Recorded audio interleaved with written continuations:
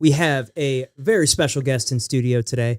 He is a husband, a father, a hell of a real estate agent, the owner of Citywide Soft Wash, the great and powerful JB Westerholt. Welcome to the show. Welcome, sir. Happy to be here. Happy to have you. We're happy to have you, man. This is I've been wanting to get you on here for a while, so I'm really glad to get you in here. So let's just get right into it. Take us through your entrepreneurial journey that got you to where you are today. So it started when I was young. My father owned a custom cabinet shop, and I really admired that, watching him run that. Pretty big company. It had like 8 buildings, 40 employees. They did a lot of work around town, and definitely inspired me to one day do something on my own. I went to Linwood University, and while I was there, I started as an accounting major, took one accounting class, and was like, okay, this is not for me. This is not for me. So I kind of stumbled into entrepreneurial studies. That's actually a degree you can study at college. So during that, I was working at Waterway throughout college, pay the bills and whatnot, working full time. And, I was a sales consultant, so making commission, and I was doing very good at it. I was top 3 in sales every month. And they one year cut my commission in half for 3 months. So that put a real burden on me. I was like, oh, shoot, what can I do to make some extra money to actually afford college? So I started detailing cars on the side. And during my entrepreneurial studies capstone, you had to write a business plan. So I actually wrote one for mobile car detailing. So I did that on the side. And, eventually they found out about it. And once they found out, of course, they fired me because they thought I was stealing all their customers and pocketing it myself, which really wasn't the case, because you're getting your car detailed, you're not going to Waterway for it. Right. So I got fired on Wednesday, and as a young degenerate, I did what I normally did on Thursday, went to Nick's Pub, took advantage of the, $2 you call it. So I went in there and kind of stumbled into a bartending job. They just asked me if I wanted to work there. I was like, holy shit, I just got fired yesterday. How'd you guys know I needed a job? Yeah. So kind of started doing the bartending thing for a while and whatnot. During that kind of time period, did a couple, business seminar workshops that I went to, and then kind of really, really got the bug. Because my mobile car detailing company, I always treated it like a hobby. So it paid like a hobby. Everybody's heard that saying, and very true. You got to be committed, and I was too scared to go all in, like my W-2, steady income kind of job. So through that, I kind of got into real estate investing, through the seminars, learning more about it. So me and my best friend, he kind of was already helping me with the detailing, and we decided to flip a house. So we did what everybody did, buy the ugliest house in the neighborhood and, try and make it better. So I was doing that. And around that same period, I bought my first house because me and my girlfriend at the time were getting serious. We had our first kid, and juggling all these things at once, I was kind of on cloud 9, had a lot of pieces going all together. And then one day I was in the middle of moving out of my apartment to go into our house that we bought. And it was 2 weeks after we bought it. We were doing all this stuff. And I got a phone call from my dad. And, all he could say was no more mom. So literally flipped my whole life upside down. My mom suddenly just dropped dead. There was no warning, there was no nothing. It just happened. Day before her birthday, she was at the lake. All of her friends were coming down. And so I dropped everything I was doing, rushed down there, try to pick up the pieces, figure out what the hell was going on. So that completely changed my life forever. Immediately had to kind of take over and help my dad get through that, because, he just lost his whole entire world. Yeah. What happened? Like, you don't mind, like, she just honestly, no idea. Nobody knows. Like an aneurysm or something? It was most likely a pulmonary embolism. One of my cousins is kind of in the medical field, and he kind of said that was most likely it, because there was just no warning, nothing. And for those that don't know, pulmonary embolism, you pretty much have to have somebody there, like within like 30 seconds to a minute, to even try to, rescue them. So yeah, that just completely flipped my world upside down and whatnot. And, my dad didn't know how to pay a bill, doesn't know how to send a text message, turn a computer on. So I literally had to like become my mom, like overnight, and like figured all the pieces and all that stuff. So on top of dealing with all of that, the flip was going on, and I kind of relied on my business partner to kind of finish it and manage it without me. And my dad was kind of our lead general contractor all the time during the job too. So he was obviously stepping aside to do that. And then, when we got kind of towards the end of the flip, My found out my business partner stole money from the business, and then when I confronted him, that obviously went very south because I was very hurt by all of this because I was really relying on him. Best friend 14 years. I would expect him to kind of have my back, especially with everything I was going through. And then, yeah, he kind of sabotaged the whole deal. So that thing all fell apart. Ended ugly. Lost like every single dollar I had to my name. And then, yeah, on top of all of that going on, yeah, during COVID, lost my job unexpectedly. So I was just kind of in this place of, wow, everything that could go wrong literally went wrong. But during COVID, I kind of took time to improve myself. I was studying to get my real estate license during that time because during COVID, everybody had a bunch of extra time. Mm. Went down a YouTube wormhole, saw some kid make like $1 million a year washing houses in Seattle, and he was like 22. I was like, fuck, if he can do this, I can do this. Mm. So I literally like 6 months just kind of went down this wormhole, looking up the equipment, how to do the services, kind of how to do it. And then, I saw a marketplace, somebody selling a rig for 5 grand. And I was like, all right, babe, I'm doing this. Like, she's, I didn't really ask for permission. I was like, I'm going all in. And, that is really kind of what finally allowed me to be successful in business was, no W-2 job, no, just all in, completely unknown. And, I share this story not for sympathy or anything like that. It's just that we live kind of in a victim society right now where it's really easy to be a victim. And I had every reason to be a victim. I just had my whole world crushed, and so many bad things happened to me. But like what I've kind of learned through my tragedies is that, it's all about how you react to them.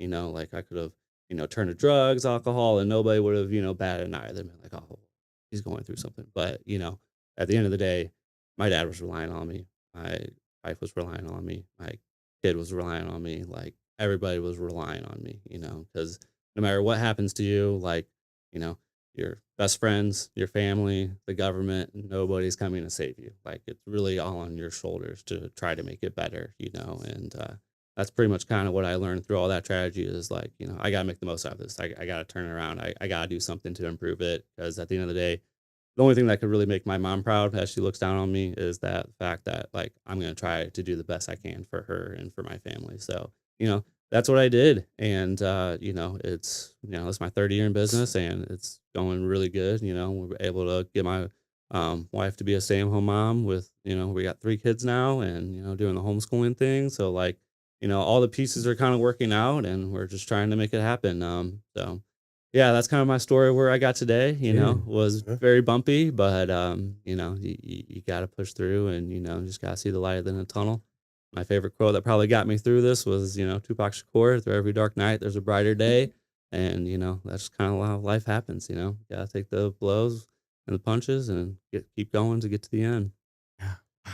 Man. And I mean, you hear it a lot of entrepreneurs. I mean, the ones that are successful had that rough, rough beginning or rough, or had that really rough point that really forced them to back into themselves. And the ones that stayed true to themselves and made themselves better, are the ones that usually come out on top. Anybody can, if it's easy, anybody's going to be able to do it. But that's the stuff that, people don't see and or know about. And, that's part of what, why we're doing this show is, I mean, especially for the younger people coming out of college, life's not easy. College can, you can get on cloud nine in college pretty quickly and live the high life. But I mean, as soon as you step off that campus and you're in the real world, they'll smack you across the face pretty quick. Yeah, college is such a scam for the mentality it puts you in because like you're never gonna be surrounded by so many Yeah. like-minded people doing all the same things, living on cloud nine. And then yeah, as soon as you get out in the real world, like if you're not one of those people who like goes and gets a job right away, you're just kind of like stuck in limbo, just kind of Right. like going through the motions, still going to the bars on the weekends, just like chasing that next like fix and excitement, like you gotta hit the ground running as soon as you get done with college. you Yeah. know? I mean, well, let me ask you this too, because you studied entrepreneurial studies in college. Did that really prepare you to be an entrepreneur? No. Okay. The Yeah. capstone was nice because the whole course was writing a business plan. Yeah. Like it was a 40-page business plan, Yeah, it's but detailed. really all that thing does is like it's good for getting funding from a bank, which small businesses usually aren't even doing. Or like a good thing about business plan is like if you ever lose track of where you're going or struggling in your business, you can kind of go back to that and it's like a blueprint of what you should be doing. But honestly, all of the things I learned were from failure. Right. And I also went on like a huge reading kick. I read like 20 books in a year because I was just like, okay, I need to figure out like how to do this. Right. You know, I need inspiration. And a lot of those books really, really helped me. Like I learned more from Rich Dad Poor Dad about making money than anything I did in college. Yeah. And I mean, it was still good to get a good general background, but Right. like, you know, I learned way more on YouTube about making money than in college. Well, it just goes, I mean, it's still, I mean, you guys are a few years younger than I am, but, you know, that college whole, to get the degree, that's still getting pushed. And like, it's not for everybody. It's not. Especially, I mean, you probably could have become an entrepreneur without taking and spending your money on college. So I mainly went to college because nobody in my family graduated college, and I wanted to be like the first person to graduate. And then also I just wanted the experience. Yeah. And trust me, that experience was worth it, you know, and I was working 40 hours a week, you know, while going through college. You know, I was in a fraternity, I was in leadership positions, you know, ran on like 4 to 5 hours of sleep, you know, that little triangle, like you can have good grades, a social life, or sleep. I chose these two, even though my grades weren't the best, you know. I mean, I got A's and B's, but like I could have applied myself very much. I just skated by. But you know, a good friend of mine always said college isn't about the grades you make, it's about the hands you shake. And that's you know, true. When I got my real estate license, literally like all my clients were people from the fraternity or people I met in college. So you know, those are lifelong friendships I made in there. So I don't regret it. You know, I luckily graduated with only like $15,000 worth of college debt because, you know, that's awesome. I was making a $1,700 payment every month. So, you know, it was pretty rough, but, you know, I went and traded for the world because working through college definitely put me in a better position. And, you know, I was working in Creve Coeur, a bunch of rich people coming through there, very important people, blues players, you know, Hitchcock was a regular. So it was just cool, kind of like, and I was a sales guy, so they had to talk to me. So like it was cool just being able to like, you know, get around them. A lot of them you could learn some stuff from because some were more talkative than others. People were giving me advice when they asked what I was studying for and stuff like that. So the whole networking about it was great for that as well. Yeah. Honestly, I think that's a class that should be like mandatory in college, is like how to network. Yeah, how to win friends and influence people. Yeah. Like that There's should a be whole class on that. mandatory. Yeah. Literally. Just take the best books that are written by people that actually did it, not your school books. Like you said, you could do a whole semester on Rich Dad Poor Dad. Do a whole semester on how to make friends and influence people. Like, that's the stuff that should be studied. Exactly. You know, that's not like, let's do shit that we can apply in real life. Shit should start in high school, so even younger. And so you're homeschooling your kids. How's that going? Honestly, awesome. It's so easy. Like, I mean, you get like the curriculum, you know, we have like a math curriculum and an English curriculum. And, you know, like what's cool about homeschooling is it only takes like an hour or two a day. You know, like sending your kids to school is more just like the daycare thing, like keeping the kids away so you can actually go to work. You know? So it is tough financially to pull it off. But if you can, it's super beneficial because like, my oldest is literally bugging me. Like, can we please do math? Like, I want to do math. Like, he's obsessed with it. Or like, we'll do 2 lessons a day. And he's like, I want to do one more, you know? That's cool. But like, we also do other stuff. Like, we're a part of a co-op where, you know, a bunch of moms and dads meet up every Monday. We go to a different park or a museum or, you know, go see the arch and somebody teaches like a lesson. So like, you know, the biggest stigma is like the social thing. That's what I was going to say. But like, are you you know, doing, we're in sports, you know, Jensen just started lacrosse. Oh, dude, like there, playing lacrosse guy. Yeah, I'm a lacrosse playing guy. catch with him. Yeah, we play catch like every day cool. in the front yard. And he just, after the first practice, he literally said, "This is the greatest sport in the world. I want to do this every day." Swear to God, I didn't endorse it. It was just him. Dude, that's so cool. That's awesome. Dude, that's gotta make you feel so good. I know. But we let him do everything. He did dance, you know, he did t-ball, he did soccer, he did basketball, and you know, they love swimming, like, and so yeah, and the co-op does field trips and stuff, and you know, we've done there's a place called Trailblazers, kind of like homeschool friendly, kind of like place you can still take him to school for 4 hours a day.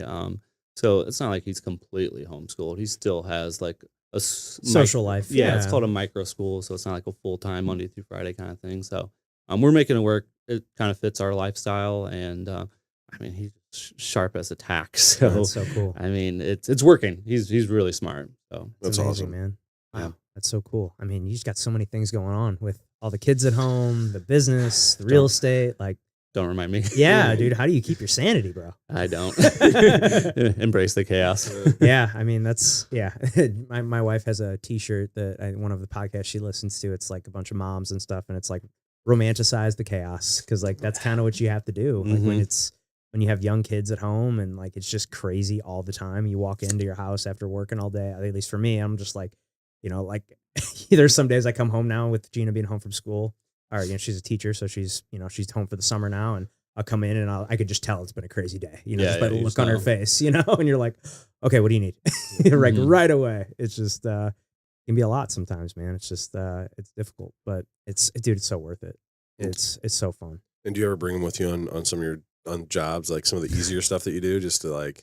I wish. Yeah. I mean, I got 3 boys, so the workforce is looking very promising in the future. I will say, when I was taking down Christmas lights at my house, like I was doing the spindles, and they're close to the ground, and my oldest was really interested in helping me. I was like, okay. And then I like go inside and come back, and like they're all on the done. ladder. Well, they like ladders, but no, they're all taken down. I was like, how'd you do that? He's like, oh, I just did this. I was like, buddy, you got a job here soon. Like, so, my first employee. Oh no, he will be like, one of my financial advisors is pretty keen on teaching people how to add your kids as employees, and even your wife and stuff. Cause the plan is to get like a full, family work, medical plan and all that stuff, and all the tax advantages. Cause there's a lot of benefits of being a business owner, but it comes at a price, because you're going to lose your sanity doing it. Yeah, my accountants kind of talked to me about doing the same thing, adding Gina and putting her on like a salary and like. Yeah, all you need to do is just, do some stuff with them on social media, and they're technically employees for you guys. Yeah, there's no age requirement. They can be 1 month old. Right, you can get them set up get retirement accounts set up for them early. All that stuff. All my kids have a credit card. They just don't know about it. Yeah, right. Throw in that credit score for them. Oh, that's so cool. Yeah, that's what my parents did, and then did that with the boys. It just added them as authorized users on a card, and that's how I was able. Once I came out of college, I was able to probably had perfect credit, great scores. Yep. Yeah, and that's something that's like, it's always crazy to me. Obviously, in our real estate industry, we hear you see it a lot more than I do, or than we do, but the people's finances and like people that haven't been building credit at all. Like I know we've got a client who's like, I met them for coffee recently. He was like, yeah, I've only really had really started building my credit last year. And I'm like, dude, you're in the mid-30s. Like you didn't have a credit card this whole time. Yeah, like, right. Whoa. Like like it just kind of blows my mind, that I think it's get just that far in life, and people are afraid to talk about money. Yeah. Yeah. My parents did not talk about money. No. So when my mom passed and I had to look at the finances and get a full picture of it, I was like, oh, okay. Yeah. There was no real retirement plan, or at least it wasn't a very good one. I literally spent like a month just going through papers trying to figure out like, what is this? Oh, second mortgage? Okay, where'd that come from? Just like, when did they get that? Yeah. Like I just did not know the picture, because we don't talk about it. And I was lucky in that sense, because my mom did what I did for 47 years. So both of my parents were very open and honest, and had very detailed conversations about it. Like, my mom harped on credit from a very young age, and so I just think it's something that people think it's such a taboo topic to talk about, but those are the conversations that need to be had. It's essential. Yeah. I remember when I turned 16, my parents told me, all right, we're getting a credit card, and all we're gonna here's we're gonna get you set up with a credit card. Only put gas on it. Like gas, and you pay it off every month. And that's literally what I did. And I still have that same card today. Yep. And it's just obviously it's been a new card because I've had it for 15 years or whatever. But just it started out with, I was like, all I put on it was gas every month. Don't ever let that card close. I always tell people, like, do not let it close. No. Roll it over into a new card if you don't like that card. I do that because I credit card hack. So Well, do you call your credit card people and renegotiate your interest rate every year? I don't renegotiate the interest rate. I request an increase in my limit every 3 months. Yeah. Well, so Discover's great at this. I haven't paid interest. I've had this Discover card for about 15 years now. And I haven't ever paid interest on it. Oh, right. Yeah. Just because you make the payments on time? Or no, it was every year. So like every year I call when I got it, 24 months, 0% APR, intro rate, whatever. Mm-hmm. Once that was up, I was listening to something, I forgot who it was, posted, hey, you can renegotiate your rate. So I called him and I was just like, hey, my 0% APR, I know it's probably going to kick up to this. Is there anything I can do to get that interest rate down? They're like, well, actually, we have another 0% for 12 months. Do you want me to apply that to your card? I go, absolutely. So I've done that every time that intro period ends. I call and say, hey, I'd like to renegotiate my rate. What can I do? And they'll be like, oh, well, we've got this 15 months, or we've got another 12 months, or we got another 18 months, 0% interest. I'm like, sign me up. Let's do it. I'm going to go home and do that right away because I have a 0% interest one due in 2 days. And it's like, I could use a little extra time to pay this bad boy off because you got to pay it all off before it gets all the interest points. So 100%. Because I use that as a big financial tool. So here's the thing with that. So the current balance isn't going to roll over to 0%. It's going to go back to whatever that initial is. So any future purchases. So that's why I always make sure the Discover card is paid off and all that. So when I go to renegotiate that, is that anything new that goes on it is now 0%. Very good information. Yeah. Credit cards are a financial tool if you use them correctly. Absolutely. Sure, man. Well, so let's get into your business and like the early stages of it. So you bought the rig for $5,000. What's next? In terms of like equipment. Like what did you? So you got the rig how and I got like started. you just started knocking on doors. Like, hey man, can I hit your driveway? Or like what was the move? Big and just leaning in on sphere of influence. Honestly, like calling friends and family. And pretty much what I did was I would just say like, hey, trying to start this business, like I'm pretty much offering like a tip only kind of thing, like just pay what you think it's worth. And I would do the work. Yeah, you were one of my first customers. And I thank you so much because you gave me so much confidence because, sometimes if I did a lot of work, I'd be like, yeah, just whatever you want. But like if I was going to charge, I would probably charge this. And I was just so scared to ask people because it was like hundreds of dollars for my services.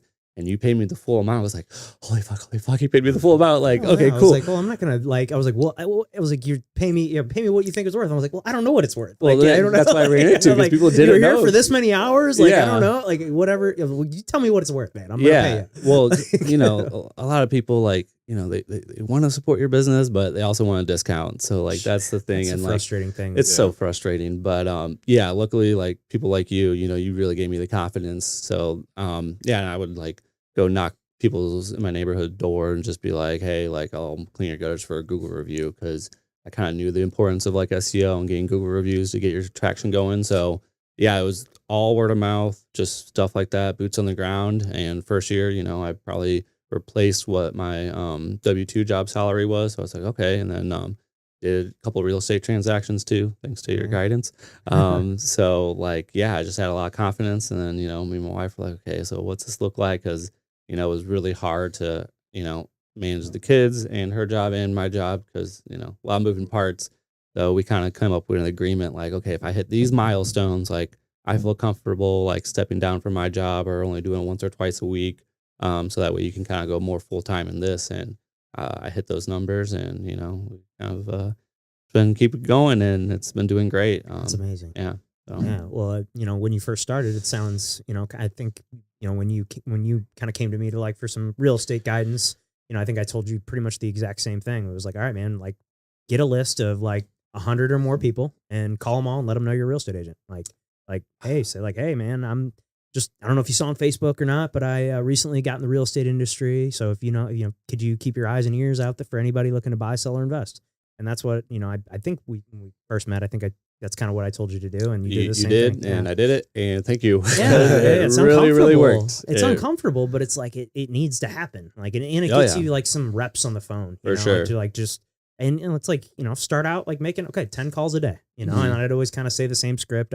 I'd blame it on my real estate coach. Like, hey, my real estate coach gave me some homework and I have a favor to ask for you. You gotta, do the, hey, how are you? Talk to him for a couple of minutes, but then, like, hey, so the whole reason I'm actually really calling is I've got some homework and my real estate coach told me to, think of 5 people and call 5 people today and ask them for a favor. And I thought of you and, hey, if you hear of anybody looking to buy, sell, or invest in real estate, would you be willing to give them my name? And that was literally like what I did. And I mean, you did the same thing and it works out. It's just it's uncomfortable calling your friends and like like trying to be salesy, but like it needs to happen. Like you need to do it. It's uncomfortable. It's part of being a business owner. Yep. You Yeah. know, No. it's just all right. So you get the you got the rig. You're calling the people. Oh, that's another thing I wanted to ask you. What's the difference between soft washing and pressure washing? Yeah. So that's like the biggest misnomer about the industry is, everybody thinks it's pressure washing. Like, oh, can you pressure wash my house? And it's like, no, I'll soft wash it. Pressure is literally that, using high pressurized water to, clean the surface. The only thing I use pressure on is concrete. And then even most of the time after I use pressure on the concrete, I soft wash it. Soft washing is just applying chemicals using garden hose pressure. So a lot of times people are like, hey, I need a quote for pressure washing my house. Like, "Ugh, you're gonna need a really big ladder. It's 3 stories." I'm like, I'm gonna do it all from the ground. They're like, what? It's like, yeah, I'm gonna spray chemicals from the ground up to the peak of your roof, all from the ground. And it's because everything that grows on your siding, your roof, even your concrete, all that black and green, moldy kind of looking stuff, lichen, that's all organic. So using a chemical that kills the organics will kill it, and then you just rinse it off so there's no damage. Because if you use pressure on your siding, you're just knocking the top layer off. It's still there, it's still growing. You're forcing water behind it, and water's not supposed to get behind the siding. That's the whole point of the siding. Right. And then also vinyl siding is very fragile, so you're gonna burst holes in it. If there's oxidation on it, you're gonna leave stripes. So yeah, really, I'm not really a pressure washing company. I'm an exterior clean solutions company. I provide solutions to clean, whether it's your stucco, your roof, your siding, fragile pool decks, like cool pool decks. There's a lot of surfaces that you don't want to use pressure on at all. So like I literally only use pressure on concrete. So that's like the biggest thing you kind of have to teach people is like, yeah, you want to soft wash it because you want to do it safe and effective. You're entrusting me with your very expensive home to clean it properly. You don't want to have to deal with damage that wasn't there before. And also, if I use pressure, it's not going to get all the way clean. Like a white vinyl fence, you can use pressure on that all you want. Like it's still, the stains are still going to be there. Like you have to kill it in order to get it off properly. Good to know. Good to know. And so besides the soft washing and stuff like that, what other services do you offer? So here's a good tip for anybody getting in the home service industry. Constantly be adding new services to your repertoire. My very first year, I cleaned some gutters for a customer. He called me 2 weeks later saying they were clogged. And I was like, there's no way. I get up there, literally all the little helicopters completely clogged his downspout again. So I looked up gutter guards and I did some very thorough research of like, okay, what's the best gutter guard on the market? Which ones suck? Which ones are terrible? I called a company to quote my house and I was like, oh, you guys are a scam because they start you at like $8,000 and then they give you a 20% military discount and then a 10% manager discount. And I was like, okay, what about 5? And they're like, no. And they're like, what about 4? And then they're like, no. They're like, what if we put a sign in the yard that's $3,300? I was like, oh my God, you guys are just preying on people. Right. Yeah. So I started installing gutter guards. I only offer one kind and it's the best kind I have found. And I just give you one price and that's it. So I did that mainly because, I saw a need for it and a solution because I don't want customers, paying me 4 times a year to clean the gutters if there's a solution to just kind of protect it. So I started offering that. I did Christmas lights. I started caulking driveways, the expansion joints so like all the weeds don't grow in there and then the water gets underneath it and kind of shifts the concrete over time. Sealing concrete. I offer graffiti removal, rust removal, oxidation removal, efflorescence, red clay stains. Like there's all kinds of different things. Because that's another thing about pressure washing people don't understand is like I have to be a chemist, I have to be a mechanic because things are going to break constantly. I got to be a plumber because I have to be able to plumb my system and not have any air leaks because as soon as you have one little like leak in the pressure washer system, like the whole thing doesn't work pretty much as it's supposed to. I got to be an electrician because I have a 12-volt battery to charge certain things. So there's a lot of different kind of areas you have to learn about and be able to fix stuff on the fly because shit will go wrong in the middle of a job and you don't want to have to go back because that's like the most demoralizing thing is like when you're swamped and it's like, oh, I got to go back to this job because I didn't have this one part. So, I'm constantly adding like 2 to 3 different services every year. I added window washing this year and I just landed like a huge job cleaning the new Ronald McDonald house that I just finished up last week, all because I added window washing to my services. So there's a lot of different services in the pressure washing exterior clean solution realm that you can do, like I clean parking garages. I've done entire bank buildings. So like it's really endless, and you can always add new services. So it's really cool because adding services has definitely upsold certain jobs and allowed me to get certain jobs. So like, because the way I thought about it was, my wife's always just like, why do you keep adding more stuff? Like, just stick to what you're good at. And like, why do you keep it? Well, I can take $500 ticket and turn it into like a $2,000 to $3,000 ticket, and it's the same customer. So it's Right. like, I don't have that, I don't really market, but the acquisition cost of gaining Right. a new customer. So, yeah, it's really vital if you're in the home service industry, just to constantly be adding new services, because you're going to expand your horizon of, who you can help. Yeah. Well, while we're on this topic, I got a buddy of mine who just recently, that I went to college with recently, kind of start a home kind of similar to what you're doing. He kind of started off with like a million things like right off the bat. And I was like, man, it just seems like a lot. And he's like just kind of starting out. I was like, I feel like you'd want to like start out and kind of figure out, your systems and stuff and how you do things. Do you think do you think starting out with like all those services that you do now would be a good idea, or like how you did it, where you like started with a handful of things and like slowly added things over time? Yeah, I would add it slow over time. It really all depends on the equipment too you have. Like the rig I bought, it kind of had everything to do, like roofs, siding, and concrete. Because anybody, like, that's the thing about the industry, is like there's no really barrier to entry. Anybody can go buy a power washer and a ladder and be like, I'm in business. Yeah. But most likely they're going to damage some stuff and do some things wrong. But like if you're like 16-year-old kid, like, yeah, go buy a leaf blower and a ladder and clean some gutters, and you can make some money doing it. If a downspout's clogged, you're gonna be screwed though, because you have to have water or take it apart to get it completely cleared out. But yeah, if you should start with like the core mechanics, like just washing houses, concrete. If you have a soft wash system, you can clean roofs.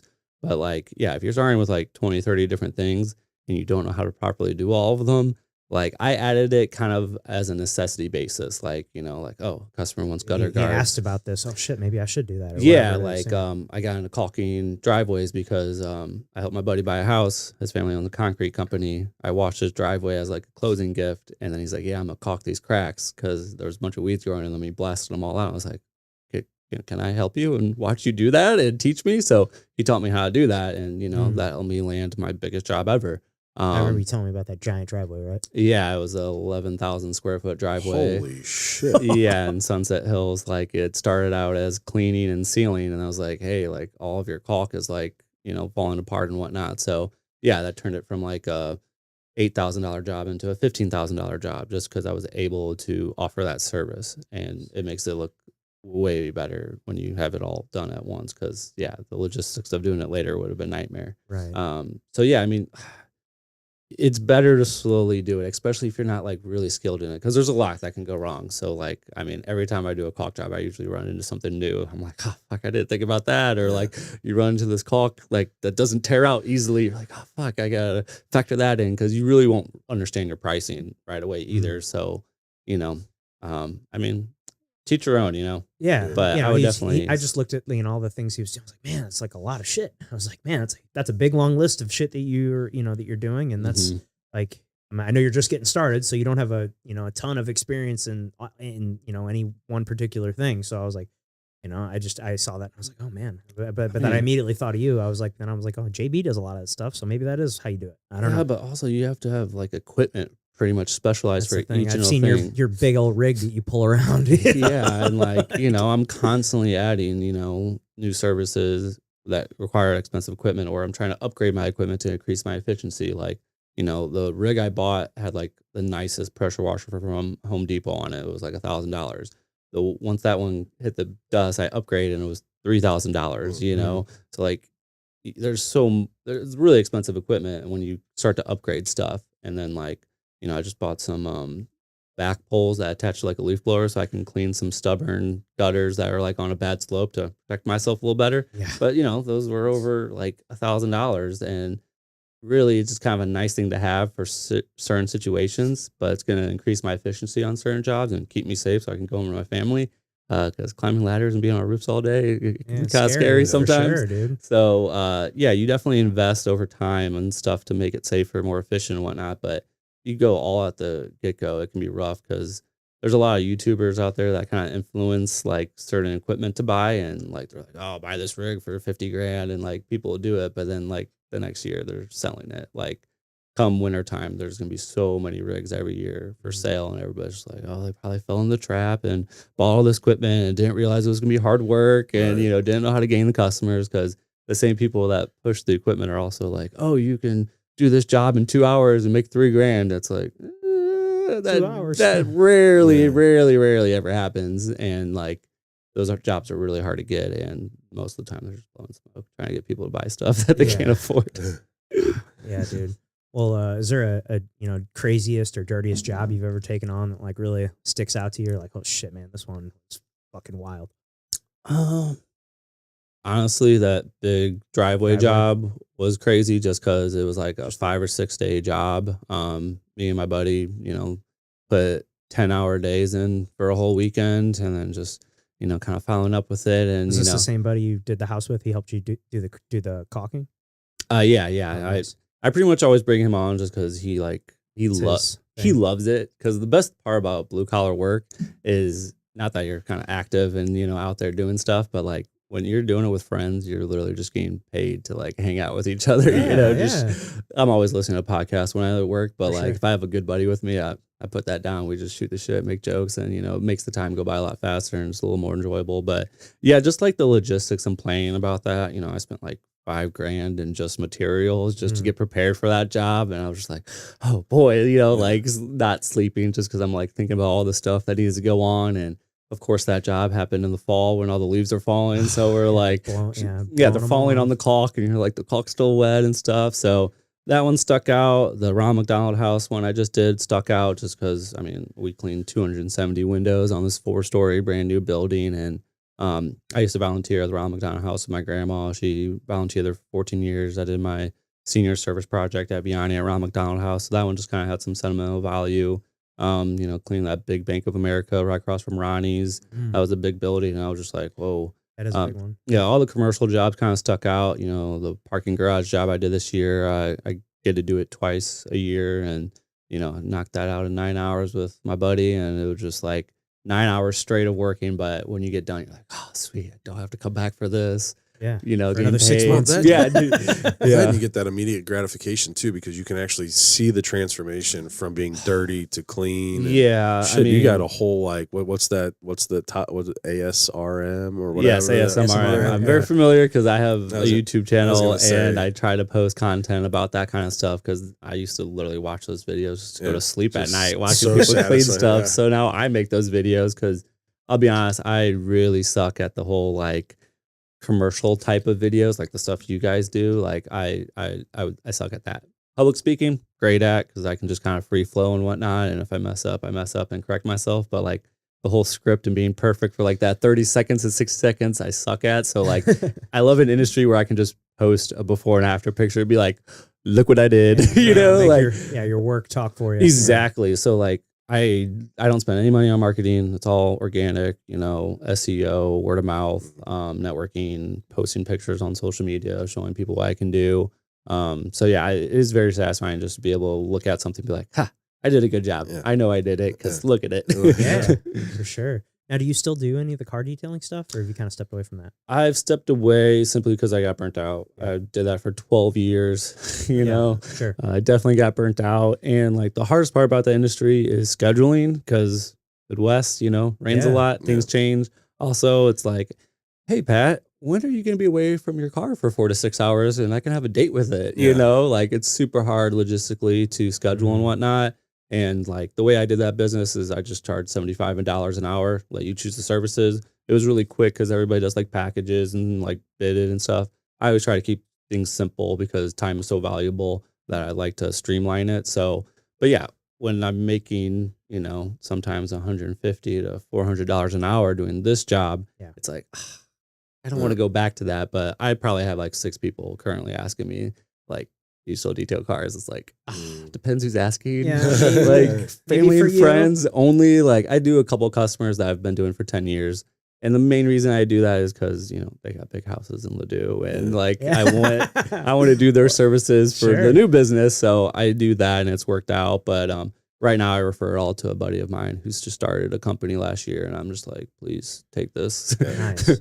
Just add that as the list once you get those really big houses on the do. Oh, by the way, we do car detailing. So while we're doing this, we can detail the car too. Yeah. And I'm also a real estate agent. Trust me, that was kind of the whole synergy behind everything when I first started was like, okay, people who like their cars clean, like their houses clean. Okay, people who like their houses clean, eventually they're going to sell. Yeah. So it all synergizes. It's not like I'm doing completely different things. Like I'm bookkeeping over here, I'm cleaning houses over here, and I own a laundromat. You know, like everything kind of synergizes well. Together. But, you know, once the pressure washing business took off, it's like, okay, I don't need the detailing money because I'm literally struggling to keep up with the customers I have right now for pressure washing. So I don't mind giving it to my friend. And, you know, so some people will be like, oh, I only want you. Yeah. We don't want them. I'm like, they do a better job than me. Like they're doing this shit all the time. Yeah, you know? I'm not motivated to do this. Like I'll still do a good job, but trust me, you're better off going with him. Yeah, for sure. Sure. Well, where are you wanting or seeing this business go in the next 5-10 years? So right now my biggest goal is to get rid of the trailer, buy a big flatbed, and then like, mount everything onto there because I do a decent amount of work like in the city and certain houses where you know it's so annoying when you go down these streets and there's no turnaround. And it's like, okay, I can't turn around anywhere. I got to detach the trailer, turn the truck around. Luckily I have a wheel on my trailer, so move it around. So like sometimes just parking and logistics like that are a nightmare. So I'm trying to upgrade my equipment to make myself more efficient so I can cut down on my time. I'm definitely a lean, mean machine kind of guy. Like I have trust issues, obviously, from my past. So like hiring an employee full time just scares the crap out of me. So my goal is to just upgrade my equipment to where I can be more efficient with my time and get jobs done faster. And then there's a lot of people in this industry, like they can make $250,000 a year just a solo operator. So I was like, oh, I can get to that just solo. That's the goal. And then as soon as I get to that point, then I'll feel comfortable like, okay, I can hire an employee to cut down on my work time just because once I have the rig, I'll be able to have like 2 systems going at once. So, because right now I do hire friends for like bigger jobs, you know, just to help, or if it's like a sketchy job where it's, you know, 2.5 stories. Someone holding the ladder. Dude, that 28-foot and 32-foot ladder are no jokes. Yeah. I finally have the confidence to do the 28-foot by myself, but on jobs where like I got to move it all the time, I'm like, oh no, I need somebody here. I'm going to get burnt out and not be able to do another job after this. So yeah, I'm trying to just kind of increase all the systems and the efficiency of the equipment before I kind of start getting employees because I really do enjoy the work. It's going to keep me young, but I do have other aspirations later on in life. So yeah, once we get to that point and, you know, it's kind of rolling and stuff and we got like seasonal contracts, I'm starting to get those kind of worked on so that way I can have that predictable income, you know, because I definitely want predictable income on the books before I hire somebody you know, supporting somebody like a $40,000-$50,000 a year salary. It scares the crap out of me because it's like, that's not on the books. Like, you know, I'm going to screw this person over. So yeah, it's definitely going to be able to scale and grow. It's just, you know, we got to do it at my own time. Yeah, that makes sense. So now in the, you know, I would imagine, you know, in the winter and colder months, you know, business probably slows down a little bit or no? Up until it's freezing, yeah. I'm usually still pretty slammed until like I have to tell people like, hey, it's freezing out. My system's getting shut down for the winter. I don't want it to burst because obviously, you know, water's all through my system. So I have to completely winterize it. I was fortunate enough last year, I was parking it in a garage. So I was able to do some work kind of like on those nice days because in St. Louis, you might have 60 degrees and the next day it'll be 17 and then the next day it's like 80. You're like, well, I want to work on that 80-degree day, you know, make some money. But I do install Christmas lights during the wintertime. It's just kind of snow removal or anything stuff. You thought about that?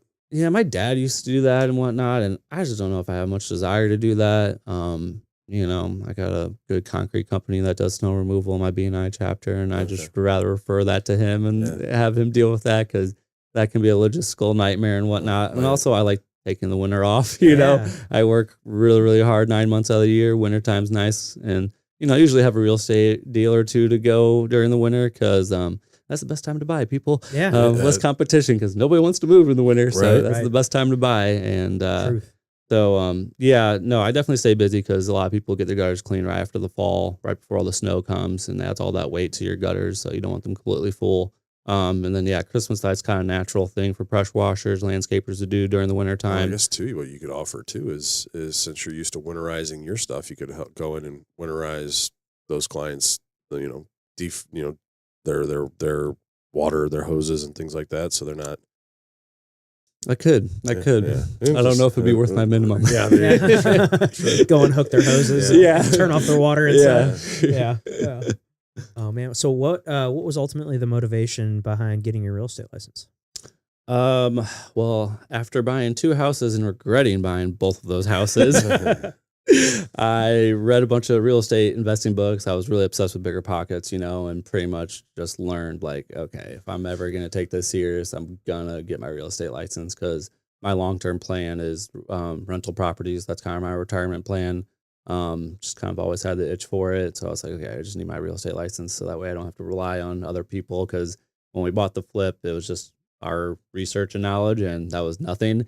And then, I did not have the best experience when I bought my house. My realtor did not really advise me how I wanted to be advised. She was just, I'm a big rookie Ruth guy, relationships over transactions. Yeah, buddy. This realtor was not. And I felt that at the end because I after getting my license and learning how stuff goes and you walking me through it, I was like, oh shit. Like she took me for a run. Yeah, I was just a paycheck to her. Yeah. So I was like, oh man, I'm just gonna get my real estate license and do it myself so I don't have to rely on other people. And, it's worked out because honestly, my business is completely on autopilot. And That's awesome. I say that because I don't do what you do. I don't lead generate. I don't make phone calls. I don't do anything. I post on my story when I show a house. I post, on the closing day or when offers get accepted, tell the story of, how we got there. And that's all I do. And it comes and goes. Anything that comes from it is a bonus because, I don't know if I have what it takes to do what you do full time because it is so scary because, you don't know where your next paycheck's coming from. I got 3 kids, my wife, my dad, all relying on me. So I love the fact that I can just go wake up, clean some gutters, come home, bills are paid, I'm there at dinner, being a full-time agent, I remember I had 3 clients at one time and I was like, what is going on? Everybody wants showings on the weekends. It's just a lot to take up and you're on call 24/7, my wife's, God, I love her all the time. She's just answer a phone call at 5:30. She's like, so when are you off work today? And I'm just like, 6. She's like, okay. And then if I answer that phone after 6, she's like, I was like, oh, fuck. So, the work-life balance it's a struggle. And being a full-time agent, there's just so much unknown and, the economy could tank or the market could tank or laws might change, so it's just nerve-wracking as shit to do that full-time. Oh, same with you, Pat. Yeah. So I don't have the balls to do that, but I definitely, my biggest thing out of it is I just see it as helping people. And as long as I'm just doing that, I think it's going to treat me well because anything that comes from it is just kind of bonus. But if you're ever in a position where you're rely on the paycheck, that kind of makes you, think differently about your customers and you might lead them to advice that helps you more than them. Right. So the fact that I can take myself financially out of it, I think makes me a better agent too, because I can just honestly give them the best advice for their situation because I'm not relying on it. Right. My bills are being paid. Anything I get from it, I'm putting it all to the side to pay down debt or eventually invest in real estate with it. So it's just kind of a bonus, but I really enjoy doing it. It's just, I can't do it full time. Yeah, I get it, man. It is stressful. I mean, you said everything I want to say. Yeah. I don't know when my next paycheck is coming. And, as of right now, I don't know if I'm making any money in July. Yeah. I mean, I've got 2 listings coming on in the next 2 weeks. So I'm confident that both of those are probably going under contract and I'll have money in July. But as of right now, I make no money in July. Yeah, so that's scary. Well, that's the thing too is they could go under contract, but at the very same time, they could fall out of contract all day. Yeah. Yep. Oh yeah, all day. Mm-hmm. Yeah. It's just I think the important people in the real estate industry, you just need to not spend money. You need to live reasonably. That's the key. Is because there's some days where you'll make a $10,000 paycheck and you're like, holy shit, that's fucking awesome.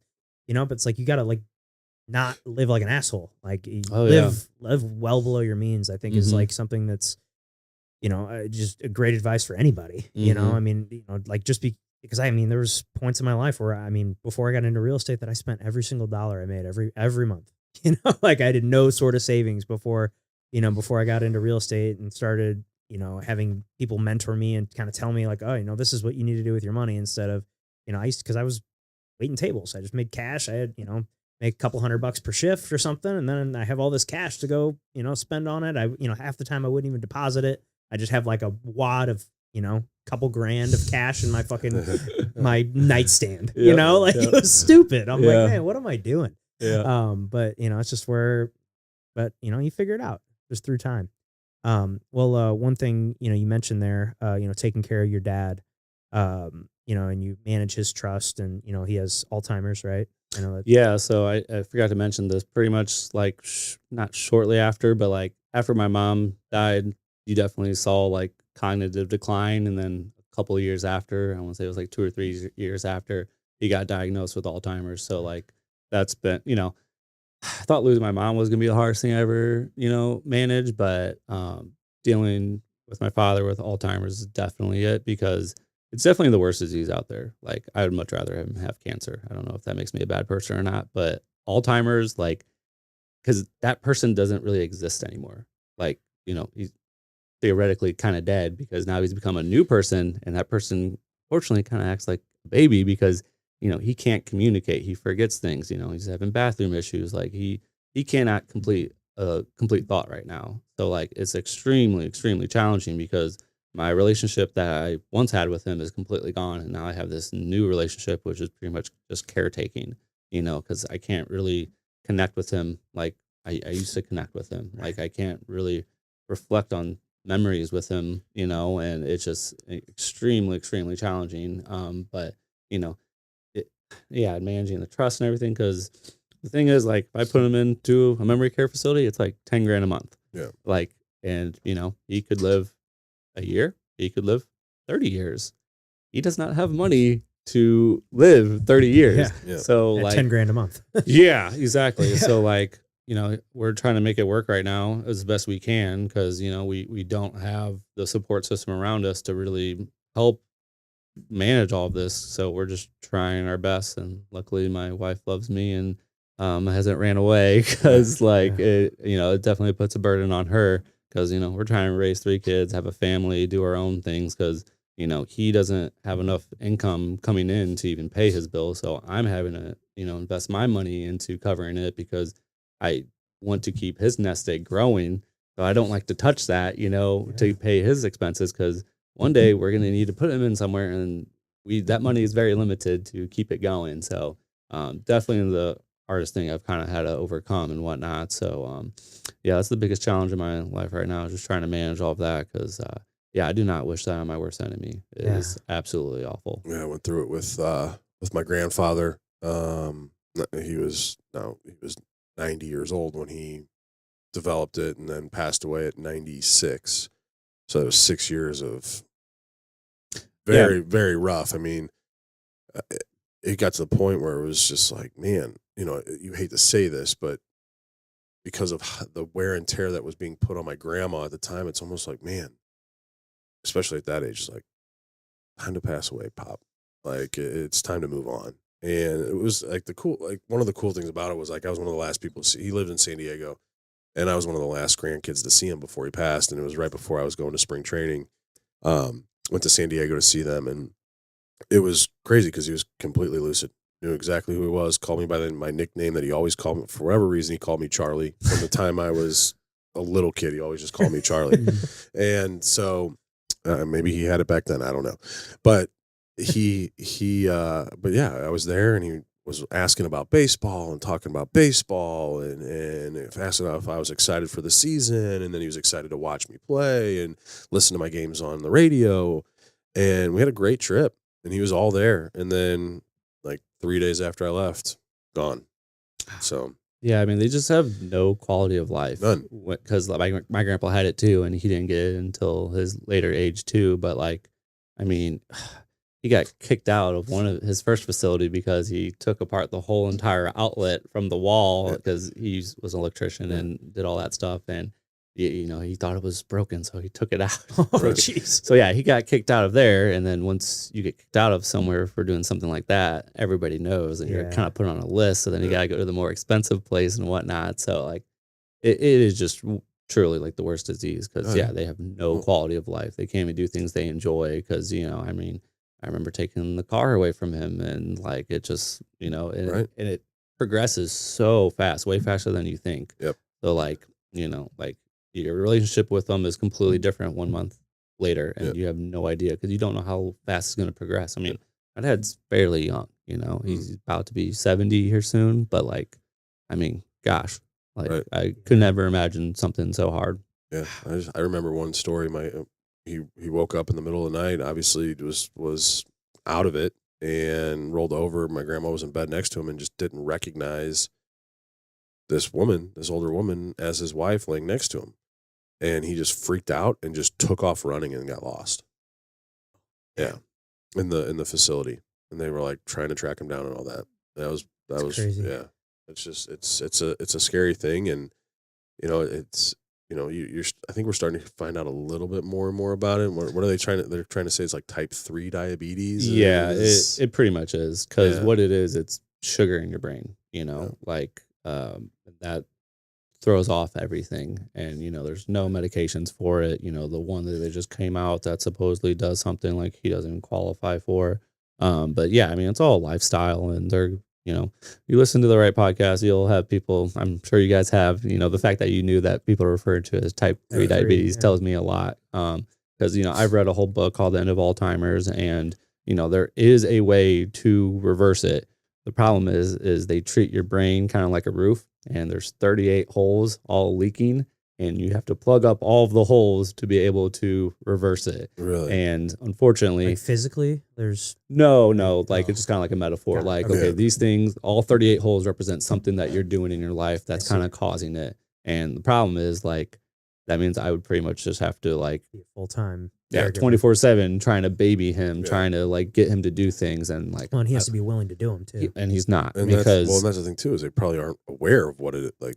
Oh, to have the cognizant power to even realize or even comprehend, like, hey, I need to make this change. Yeah, because it's all diet related, you know, like sugar and you know, a life of drinking alcohol all the time. Like, you know, my dad was a very old school guy. He liked what he liked, and he liked doing it. You know, health was never a thing like it is nowadays. Right. Like, well, and that's the thing. If you want to prevent it, you got to start now at a young age. Yeah, because the signs were 10 years ago. Yeah. No one noticed them. Right. So, like, you know, if you're having signs of anything right now, it's giving you a clue at what 10 years from now it might be. Your body's telling you, hey, yeah, make a change. It's just now that we're starting to listen to our bodies and listen to, you know, or reading the labels on the back of stuff. You know, I have an app where I scan everything at the grocery store and tell me what this crap is. Like, I can read most of it. Yuka, is it that one? I use Bobby approved. It literally just scan a QR code and it'll just highlight the stuff that's bad in it. And sometimes it's just like sugar. I'm like, okay, good. No seed oils, no anything else, you know, I'll deal with the sugar, you know, but everything's about moderation, you know, because, you know, we try to eat healthy. We try to have our kids eat healthy, and they do, you know, you can get your kids to eat broccoli. Trust me, you can do it. You just gotta be persistent, but, you know, we're definitely not perfect. You know, we like our ice cream and our pizza nights, you know, but everything's about moderation. You know? It's just not, we don't eat pizza and ice cream every night. Right. It's like you know, it's a moderation thing. Well, I mean, that's like the nutritionist I work with. She's, you know, tracking what I eat and tracking the macros, tracking the meals, all of that stuff.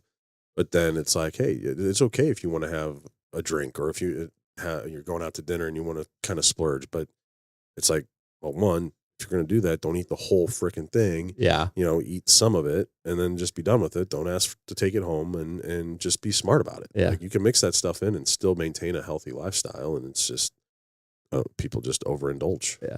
Gooey butter cake and cereal are not a nutritious breakfast. No. Yeah. No, they're not. Eggs and meat, people. Eggs and meat. Yeah. Eggs, meat, vegetables. You know, you live on those, you know, few Eat things. the rainbow. Yeah. Yeah. I saw like it was like a thing on Instagram the other day. It was like, you know, your Costco like shopping list. It's like the 5, 4, 3, 2, 1. It was buy 5 things of vegetables, 4 things of meat, 3 things of fruit, 2 things of starches or carbs of some kind, and then like 1 treat. And I was like, that seems like a pretty good, like, you know, weekly, you know, shopping list, you know, because everything you buy at Costco is just, you buy a fuck ton of it. Oh, we're big Costco people. Bro, we went the other day and I was just watching the cart and I'm like, Jesus, this is going to be a big one. if my wife goes with me, it's always like $200 more. Oh, always. Yeah. It's like, I don't know if I've ever gone to Costco and not spent $200. Like, it's just we're 300 plus now. Yeah. Yeah. Especially with 3 kids, bro. Yeah. Oh man. Yeah, dude. 3 kids. They always get you. They always got that shit. Like, just random thing out there that you see and you're like, oh, Yeah, I gotta try I that. gotta try. Yeah. Oh, Oh, dude, sure. we ate those. I mean, these are awesome at Costco. We ate those for dinner last night. They have these burrito taco. You know, they have like the pre-made meals that you can like Mhm. take home. They have like little street tacos, but they just recently started selling those burrito tacos. They're Mm. like pre-made. You throw them in the air fryer. They come with the consomme like dipping Really? sauce Okay. and like the Spanish right, dude. It's fucking delicious. So Nice. good. We ate those last night. I'm a big fan. Okay. Yeah, you gotta check them out. They're like 23 or $24, and you get like 8 or 10 tacos in there with like a big thing of rice and then the things of the consomme, which is like that red dipping sauce, Yeah. which is fucking awesome. So I mean, good. I'm a big street taco guy, so I might have to look into that. I got a Yeah. place right across from where I'm living. It's a Mexican grocery store, and in the back they make homemade street tacos. Nice. We just got a griddle flat tops. Oh, dude, the Blackstone. Oh, dude, it's we got a flat rock. We splurged. okay. Nice. And yeah, we're really enjoying it for Yeah. breakfasts, Yeah. smash Yeah. burgers. We haven't done our taco night yet, but Yeah. we got all the stuff. We're Yeah. really looking forward to it. Yeah, we just speaking of tacos and smash, but we just did those. Have you seen these smash burger tacos? We just made these the other day. Oh, that So you sounds good. take like a tortilla and you like flatten the ground beef like to the tortilla and you just like grill it like there. So like Oh, the you know, I think burger. I did see a reel yeah, of that. yeah, it's so good, dude. Really? We made a bunch of them. And you just like basically like grill them like a burger, and then flip it over and like let it cook on the tortilla side for just a little bit. Then you take them off. Cheese, lettuce, However you want pickles, it, yeah. ketchup, mustard, whatever the fuck you like on Sounds your really burgers. good. Really good. Yeah, we just did those the other day, and they're phenomenal. So I recommend it on the flat top. I'm about to But say, yeah. fuck, you fit flavors in your Yeah. in your cheeseburger bowl. I, I'm going for the cheeseburger Yeah, tacos. with Yeah, the right? cheeseburger tacos. They're awesome. Just dude. kidding. I love you, fit flavors. Yeah, we love it, but it's so fun to cook on, and as someone who worked in a restaurant for a decade, like. I remember thinking when I worked in restaurants, they're like, oh man, like why are these like flat? Because everything in like restaurants is cooked on a flat top. And then like I remember thinking when I was was like, I don't know anybody like have these in their houses. And then like 10 Right. years later, like it's like a big thing. Black snow. Yeah. Like fuck if I would have thought of this when I was I know. It making makes- pancakes at First Watch. Like fuck. It makes everything so much easier. You Oh, don't have dude. 4 pans to clean. Yeah, You can just clean the all at one once. thing, Like yeah. bacon, sausage, pancakes, everything's all going at one, once. all one Oh. thing. Yeah, you flip Yeah. them. Everything's just right there, and it's like a fun thing to cook on. Oh, Like, it's I have so so much much fun. on Yeah, it. Like yeah. it's a blast. I bought all the fucking utensils. Oh, yeah, and shit, oh, yeah. you gotta have Yeah. all the spatulas and all the things. Same. It's a blast, man. I love it, man. It's been my new fun thing. That's like when we went to, because a lot of times we have been getting fit flavors. So I mean, we lived on it for like 4 weeks as our kitchen was getting remodeled. But then I was like, all right, we got this Blackstone. I'm gonna be like cooking here for a little bit and Yeah. enjoying it. So yeah, it's been. I wouldn't be surprised before long you start seeing those built into the kitchens, into the instead of like I've seen them a couple Yeah. times, yeah. but it's definitely gonna be more popular. Yeah, Yeah. I could see that too in like some higher end kitchens. It's Yeah. just another big appliance, Yeah. I mean, those I like the mean, one I why have. do you need 4 burners if the whole thing can be a burner? Right. That's true. Yeah, you can always set a skillet on top of them. We used to do Yeah. that all the time at First Watch. Yeah. We'd set skillets right on top of the flat top. It's the same thing. shit. Did we just come up with an idea? Yeah, I mean, fuck. Oh man, I got too many. I don't Yeah. know. I'll lead to another one. we need a patent lawyer real quick. Yeah, real quick. I'm sure someone around here we could find. Yeah. So, JB, do you think entrepreneurship is something you're born with, or do you think it's something you learn over time by getting your teeth kicked in? I think it really is something you either have to be inspired by or you just got that drive in you. Like a big book for me was Power of Broke, Damon John, because he pretty much tells the story of how he started FUBU. Like he literally mortgaged his mom's house to be able to do all of the equipment and stuff. And that saying where the general like burned off the boat so they couldn't surrender, and that's what I finally had to do to become successful. Like I think the biggest thing about entrepreneurship is people mislabel it. Like, the definition of entrepreneurship in my eyes is somebody that takes advantage of all money-making opportunities. Because if you just open up a gas station, you're just the owner of a gas station. Mhm. You're not an entrepreneur. I'm sorry to all the Instagram influencers out there who are selling Tivon or whatever, but just because you put entrepreneur in your bio does Right. not make you an entrepreneur. Like, Nope. these people that sell roofs, they're like, oh, I'm an entrepreneur because, I run my own business. Like, okay, no, you sell roofs. So what really encapsulates entrepreneurship is just taking advantage of everything available to you. And that's why I was like, okay, I can detail cars, I can sell real estate, I can and always constantly be thinking of what's the next move. Like, you sell real estate, but you also have your own investment properties. You're doing the podcast. You're expanding into things that is in your wheelhouse. Well, I think that's like really what separates people. And at the ultimate end of it, it's creative individuals who want to create something, who want to build it. Like I have thousands of ideas that have gone through my mind. Like I have an app idea I've been sitting on forever, but it's like, when am I gonna do this? Yeah. when am I gonna have the capital to build this and like go down that rabbit hole? Or I have other ventures that I think would be beneficial that I could do. So it's definitely a mindset, I think, more than anything. And I don't think you can really just be born with it. I think you have to be inspired by it, get the bug. And, a lot of it comes from books, just being inspired by other people. Like half of my entrepreneurship courses were just reading about how companies got founded. And you do that a couple times and you're like, fuck, I could do this. Like, this started in a garage. I got a garage, like I got one of those. Yeah. Like every time I see a lemonade stand, I'm like, yeah, you go guys. Yeah. I know, dude. I stopped the other day. I stopped at one in my neighborhood the other day. Just always, anytime I see a lemonade stand, I got to stop. I always got to stop, and I just hope I have cash on me, Yeah. Well, and you mentioned earlier, like you're like, well, I don't have the balls to do what we do, but you do, be just in a different way. You've got the balls to do your own thing and how you want to do it. I mean, that takes a lot of courage. That takes a lot of. I mean, it's the same shit that we do. It's just like you said. That's where your focus is. That's what you're intentional about. You're just not as intentional on the real estate side like we are. Well, yeah, and then in your case too, like you're taking a way bigger risk from the jump, right? Like with all the equipment and stuff, Overhead. all the overhead, all the equipment, all the stuff you need to buy. Like, getting your real estate license is not that expensive, and then after that, it's like, okay, what next? Like I can kind of pretty much with that real estate license, and using some other free tools, I can pretty much just go and start making money if I kind of know what I'm doing. But like with you had to, you had to buy the rig, you had to buy all this other equipment, the power washer went out. Now I got to buy the nicer one. And like, it's just, that's something like that I don't necessarily have to worry about in my business, but like, that's a, that I think that takes some fucking serious balls. Yeah, I guess you're right. Because I mean, like I might make a lot of revenue, but it definitely, once you do your taxes and everything, you're like, oh shoot, I had quite a few write-offs. Like I did spend a lot of money, and you're constantly having to reinvest and whatnot.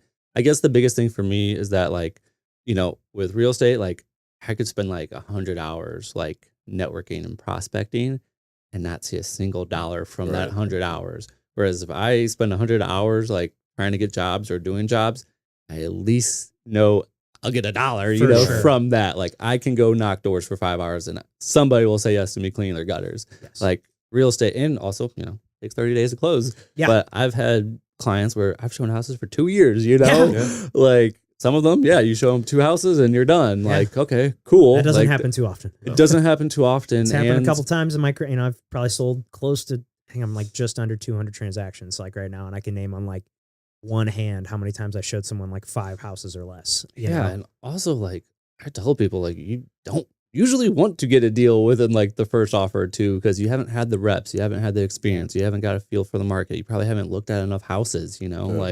a firm believer as like, hey, even if you don't think you're gonna like this house or it's out of your price range, or I'm one of those realtors, or you don't have a pre-approval letter, let's still go look at it, because guess what? That's market research, baby. Like it's worth the time. Like you're gonna gain something out of it. It's gonna help you in your whole entire journey. Because some agents are like, oh, I can't do it. You don't have a pre-approval letter. They're like, why are we wasting our time? It's like, well, you're helping them with their experience. They're learning something. It's valuable information. So, but I mean, it's just it's tough. It's tough for sure. Yeah, it is. That's for sure. Wait. Oh, so one other thing you put on here, you lived in Hawaii for a month. Tell us about that. Yes. That was about 2 years ago. My wife was really adamant about, want to live in Hawaii. It started at 3 months, and then we went down to 2, and then we went down to 1. But we wanted to do it before I got super busy with work. She's like, when can we do this? I was like, January.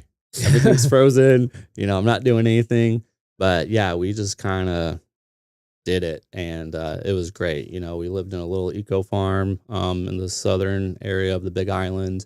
Very poor area. We were living off rainwater and solar power. We could use the wash machine once a week. We had to hang our clothes up on a clothesline like old school days. Had to be very careful about the power. We only lost power one night. It ran out at like 7 p.m. because it literally rained the whole day. So there was no solar. There was no juice, It was just this small little shack kind of thing. But it was the greatest experience of our lives, because we just went to a different beach every single day. I mean, it was like an hour drive to pretty much anywhere. So we just booking it everywhere all day, just constantly on the go and whatnot.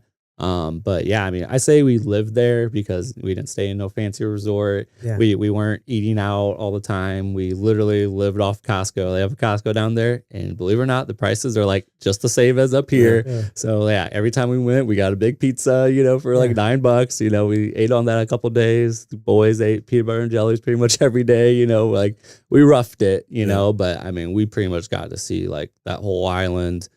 Just living it up, I was the two biggest real estate deals I ever closed. I closed from Hawaii. Okay. I got them literally both of them under contract like 3 days before we left. Dude, that's like cool. I think the one literally was the night before I got on a flight. They accepted the offer. I was like, holy shit. Sick. So like not only did it pay for the whole trip and then some, but it just was cool because I was like, oh sweet, now I can actually like do some work while I'm there in the downtime. We did some slow mornings. The only day we stayed at our place the whole time was the day it rained all day. But every other day we were out doing about, I still on my phone. I was still answering calls, being a realtor, like I was, inspections. I was, there was a time difference. So I'm like I'm 5 hours behind. I was like, I'll call you at 6 a.m. Like, I still had to do what I had to do, but it was a great experience. Highly recommend doing it. We did the whole trip for under $10,000. Wow. It was a little over 9. I forget the exact amount, but that included flight, the stay, the car, food. I mean, we spent probably over $500 in gas because we had a big gas guzzler expedition, booking it all over that island. Like I you said, need to carry all the stuff with you and all the beach stuff. We were snorkeling, we had boogie boards. Like we were just living like locals pretty much. And, everybody was like, are you going to come back?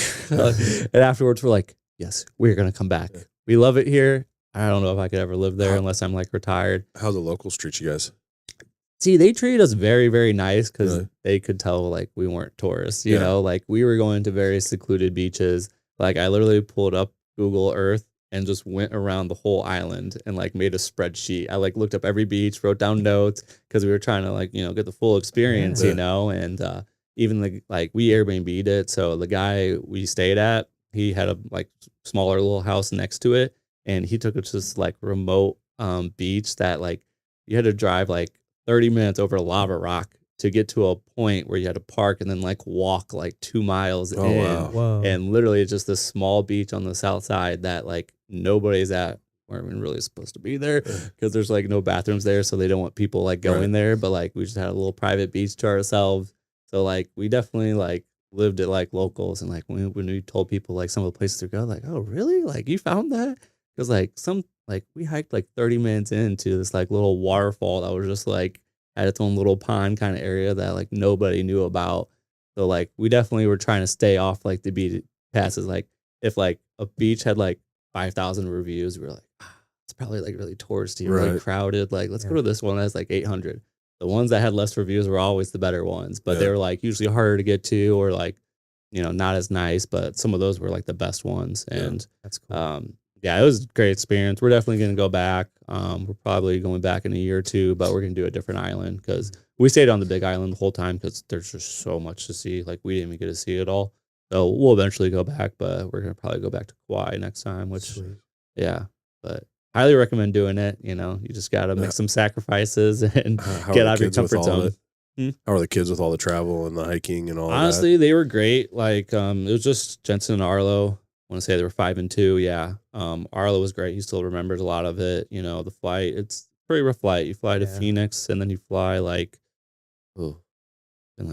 10 hours. No, it was like 8 or 10 hours, something.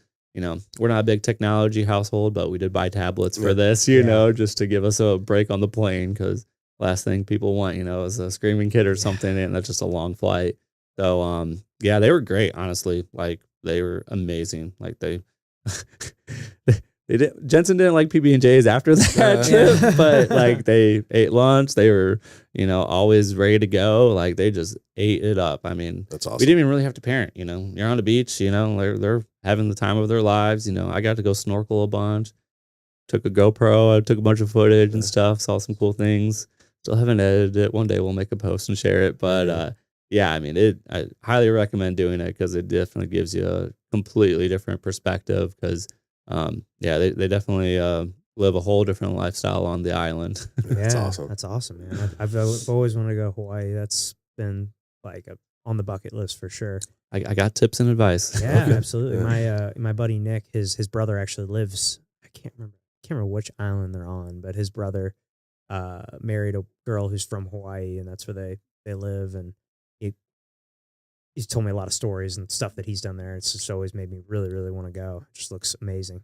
Just yeah, It can be very expensive if you make it very expensive. If you want to, because the thing is, like, you don't want to spend a week there. Like, you want to spend a decent amount of time there, because especially with that flight and everything. Yeah, and the cost of the flight and everything and the stay, like, like we got a pretty good rate since we stayed there for a month, Yeah. So like you can do it very affordable. You just got to shop around, do some research, and Yeah, it's almost like going to a different country, even though it's part of, Yeah, So, yeah. It's you crazy. wanna go somewhere. Crazy that it is part of Right. part of the United States and it's Oh, yeah. 5 hours out into the ocean. Well, they call it was it off land or the mainland? When you Mainlanders go or back, whatever, on island and off island. Yeah. That's funny. The mainland. Yeah. It's like, if I want to go over to Europe or anything over there, I'm not going to do it for just a week. I mean, Oh, no, make it worth a while. Right. Make it worth the trip so you can Yeah. actually see it. Right. Actually live the experience. Yeah, there's so much to experience. I mean, even with it just being a small archipelago like it is, different islands, I different. mean, literally, it's like a 2-lane highway around the whole island, Yeah. and then there's like one cut through, like through the 2 volcanoes, and like that's it, because most of it is a volcano. Right. You're literally Yeah, on a volcano. Yeah. Yeah. It's Awesome. crazy. So, before we go, we always like to end the show, but before we do that, anything else you want to touch on or chat about before we let you go? I got a question Okay. for you, Zach. Hit me. So I'm on a 5-year plan to sell my house and buy a big, beautiful property somewhere someday. And I haven't sold a lot of houses myself, listing wise. I've done a lot of buyer transactions, but like getting ready to list a house, or some of the most important things to like update or fix, because like I got a kind of a custom built home that was top of the line 30 years ago, but Sure. now it's a little outdated. Everything's nice, but it's like, I don't want to put 70 grand into a kitchen, because most likely whoever's going to buy it is going to Gonna wanna do redo the it their- kitchen anyway. So I like, want to do it what the do way you they want see it. as some of the better things to improve on before? I mean, obviously you want everything working for Yeah. the inspection and whatnot, patch that stuff up. Yeah, I would say, do any sort of deferred maintenance, anything that you kind of been putting off that, we should probably do that, like any sort of deferred maintenance, anything that, you think that needs that is going to get called out in an inspection. I mean, you have a lot of experience with inspections, so you know what these guys are looking for. Yeah. So I would say stuff like that. Areas that I think you kind of get the best ROI if you are going to kind of remodel them are, your kitchens and your bathrooms. I mean, that's what people really, want to see updated more than anything. Like a bedroom is not hard to update. If it's just the floor and new paint, like that's gonna be an upgrade, or so that's a lot easier to do in like the bedrooms and stuff. But the kitchens and bathrooms, that is where you spend the money, and that is what people want to see. So but I would just say make it as presentable as possible whenever you're ready to list.